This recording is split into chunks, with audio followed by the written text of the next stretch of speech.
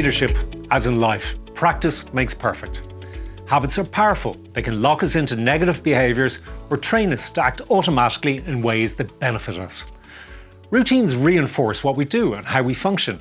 Habit formation can speed success in the workplace and even in complex areas like leadership. Leadership at its core is a set of habits. How we interact with co-workers, customers and delegate work are all to some degree influenced by habits. Positive habits make us better leaders, while negative habits hinder our performance.